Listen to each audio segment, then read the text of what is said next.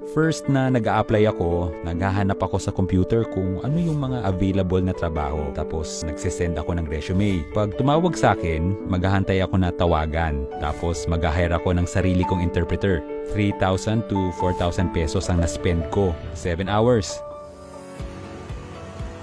I am a trainer for FSL and from PAIDE. Bakit importante yung communication sa language? Napaka-importante yun kasi minsan naisip nila na kulang kami sa education. Posible naman kaming makagraduate, posible kami makapag-communicate. I saw their compassion in helping our underprivileged students. Nakatulong sa kanila ng marami. Nakita ko ang value ng FSL sa mga education students ko. Lalo na pagka nagturo sila sa public school na meron sila mga students who are deaf and hard of hearing. We live in a loud, noisy world, and most of the time, we fail to hear those who, in their silence, are finding it hard to be heard. We would like to invite everyone to join us in our advocacy